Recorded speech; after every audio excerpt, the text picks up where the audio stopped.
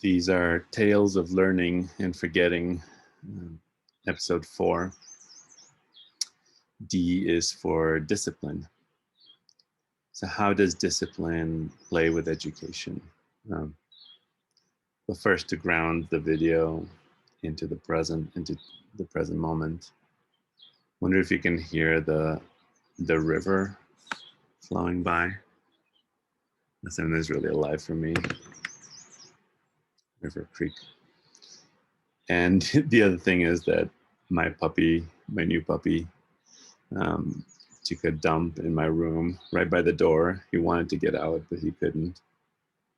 And after the frustration of stepping into poop at 4:30 a.m. as I'm trying to get to the restroom, I had this moment of like, oh, actually, it's almost as if I pooped on the door, on the floor, because I brought in food. I brought in food for him at night, which looking back is a really bad idea. So the food bowl was empty and it had all been processed already. So kind of taking responsibility a little bit helps me with that. That's what's alive in the world today for me.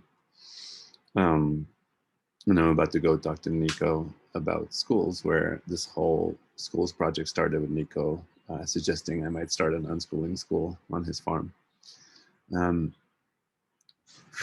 So discipline. On one hand, the admin I rage against from my public school was the vice principal in charge of discipline, right? So discipline means this really unpleasant thing that basically aims, I would even say, to turn children into docile factory workers. And on the other hand, in Good to Great, Jim Collins talks about how successful businesses have disciplined people in discipline action or something like that, but definitely the disciplined people part of it. And I've worked as a playful productivity coach. It's been all about supporting people in embracing and reintegrating structure, which has hurt them through things like school, where they were forced into discipline, which is also kind of like, I'm being disciplined right now. Like I'm being punished basically for not adhering to someone else's idea of what I should do. But again, there's this paradox of, well, some of the things you should do. So as always, Parker Palmer has some beautiful thoughts on this in The Courage to Teach. Let me see if I can actually share my screen. Too much. So he's quoting from E.F. Schumacher from Small is Beautiful. Through all our lives, we are faced with the task of reconciling opposites, which in logical thought cannot be reconciled. How can one reconcile the demands of freedom and discipline in education? I have been thinking about this for a long, long time. Countless mothers and teachers, in fact, do it, but no one can write down a solution. They do it by bringing into the situation a force that belongs to a higher level where opposites are transcended, the power of love.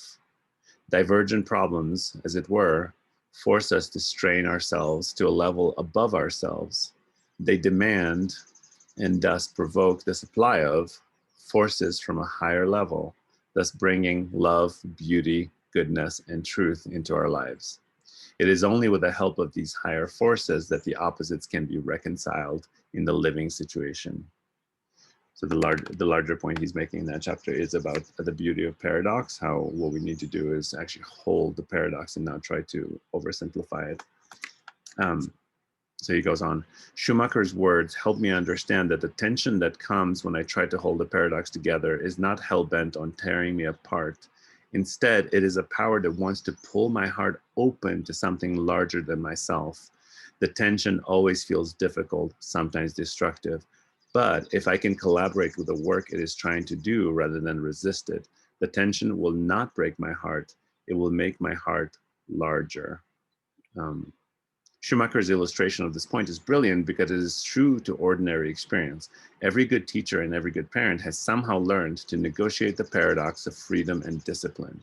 We want our children and our students to become people who think and live freely, yet at the same time, we know that helping them become free requires us to restrict their freedom in certain situations. And there's more there. And just from my experience, by the end of my 3.5 years of teaching, I was broken down. I was beaten down. I didn't know what the answer was, but I knew that whatever the fuck I and normal teachers were doing was not it. So I had, for whatever students I had, I basically stopped assigning homework. I got pretty clear that homework is invasive and not actually helpful. There's actually research about that. So I stopped assigning homework. I think I let them choose their own grades. Um, it was sort of a downhill slide into permissiveness, right? And I wish I wonder what I'd do right now if I was teaching in a public school. My God, I shuddered a little bit just at the thought. And at the same time, it could be good for me. Like, what would be the discipline of being a teacher in such a space? And I'm definitely excited to talk to other teachers who are experiencing stuff like this. But what was my train of thought?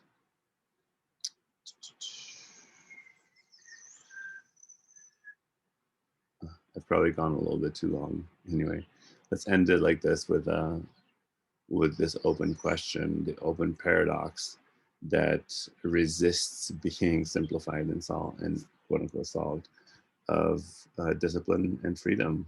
Um, how do we do it? Sudbury, agile, democracy schools, like all interesting hypotheses. All right, that's it for today. Thanks for listening.